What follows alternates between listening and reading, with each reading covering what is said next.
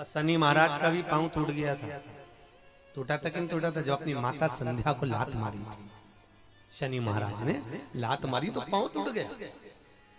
शनि महाराज की आंख में आंसू। देवर्षि नारद के पास है, नारद जी मेरा पांव टूट गया, मैंने अपनी मां को लात मारी।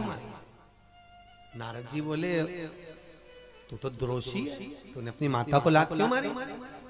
कुछ करिए।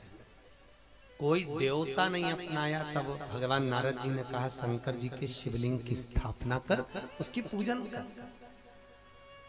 जहां काशी विश्वनाथ के मंदिर आप लोग जाते हो, जिस विश्वनाथ का आप दर्शन करते हो, ये काशी का विश्वनाथ का प्राण प्रतिष्ठा शनि महाराज ने करी थी। शनि महाराज के हाथ का शिवलिंग है और शिवलिंग की स्थापना कर कर शनि महाराज ने भगवान शंकर से मांगा। शिव जी प्रकट हुए, मांगो शनि तुमको क्या चाहिए? शनि महाराज ने कहा मेरा पांव टूट गया, आप कृपा करिए। भगवान शंकर ने कहा शनि तूने मेरा भजन करा है, जा तेरा पांव तो जुड़ेगा पर पांव में थोड़ी लचकता तेरी बनी रहेगी। दुनिया के लोगों को शनि लगता है और शनि को शंकर लगता है।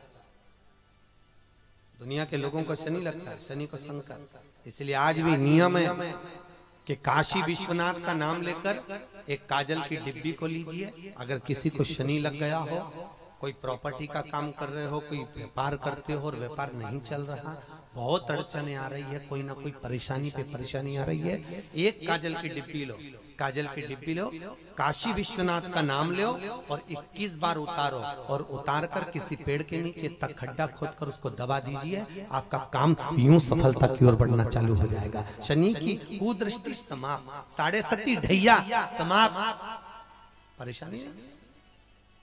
शनिवार के दिन जो पीपल के वृक्ष में सरसों के तेल का दीप लगाता है, उसको शनि कभी परेशान नहीं करता। एक बात हमेशा ध्यान रखिएगा, मान लो अगर कोई भारी रोग ऐसा शनि महाराज के कारण हो गया हो, अच्छे काम करते करते उल्टे हो रहे हैं, होते हैं किसी किसी के साथ में, विपरीत परिस्थितियां आ जाती है, अच्छा करने जाओ बुरा हो जाता है, अच्छा कर्म करने जाओ बुरा हो जाता है। तो पीपल के वृक्ष की जो छाल होती है, छाल देखिए, पीपल के वृक्ष में जो छाल लगी होती है, उस छाल को घिसकर चंदन बनाकर भगवान शंकर का स्नान कराकर, अभिषेक कराकर, पूजन कराकर, पूजन कराने के बाद में पिपलेश्वर महादेव का नाम लेकर, कौन से महादेव? पिपलेश्वर महादेव का नाम लेकर वो जो घिसी हुई छाल होती है, उस छाल का तिलक भगवान शंकर को लगा लो और उसी का थोड़ा सा भाग अपने कंठ पर, मस्तक पर लगाना प्रारंभ कर दो। धीरे धीरे जो विपरीत दशा है वो सुधरना प्रारंभ हो जाती है। पर नाम याद रखना, पिपलेश्वर, जम के बोलिए, पिपलेश्वर महादेव भगवान शंकर का एक अवतार है, पिपलाद अवतार। पिपलाद अवतार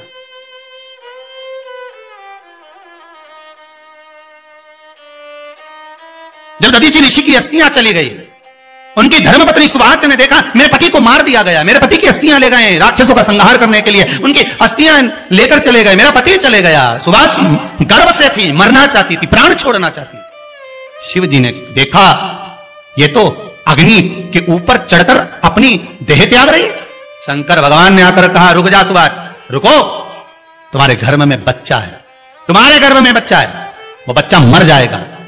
अब इस बच्चे को जन्म देकर भी क्या करेंगे? नहीं पिता, तुम्हारे गर्भ में जो बच्चा है वो महाज्ञानी है, तुमने मुझसे प्रसाद के रूप में मांगा था, कहा था शिव जैसा पुत्र होना चाहिए, तो क्या तुम शंकर को नष्ट कर दोगे? मैं शंकर को जन्म दूंगी।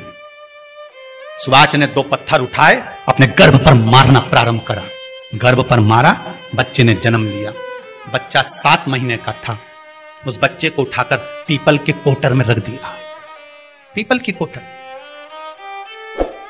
एक गिलहरी पीपल के फल को लेकर आती थी, पिपलाद के मुंह में देती थी।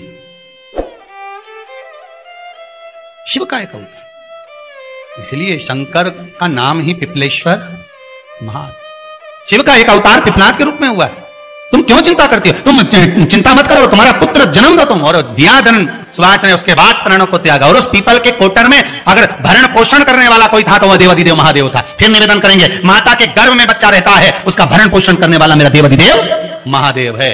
अगर जन्म उसने दिया है तो मृत्यु भी वो देगा। अगर तुमको कुछ ज्ञान दिया है तो अच्छी जगह पर भी वही पहुंचाएगा। आप जो अभिलाषा लेकर आते हैं, बच्चे कहते हैं हमारी नौकरी नहीं है, सर्विस नहीं है, हम इस कॉलेज में पढ़ना चाहते हैं, इस जगह जाना चाहते हैं, हम इस पद पर जाना चाहते हैं, बस इतना याद रखना, तुम्हारा भाग्य बुरा नहीं होता। कभी भी याद रखना, संसार में जिसको भगवान ने जन्म दिया उसकी किस्मत कभी बेकार नहीं हो सकती। अगर भगवान तुम्हारी किस्मत बेकार होती तो जानवर बनाकर पैदा करता, इंसान बनाकर नहीं। किस्मत अच्छी थी इसलिए इंसान बनकर पैदा हुए, जानवर बनाकर पैदा नहीं करा। अगर तुम्हारी किस्मत अच्छी थी इसलिए मनुष्य बनकर पैदा हुए हो, इंसान बनकर पैदा हुए हो, मानव बनकर पैदा हुए हो। भगवान को दोष मत देना कि भगवान ने किस्मत बेकार दी है। भगवान ने किस्मत अच्छी बनाई है इसलिए तुझे मृत्यु लोक में जन्म दिया। भगवान ने भाग्य अच्छा बनाया इसलिए तुझे शिव महापुराण की कथा सुनने का मौका दिया।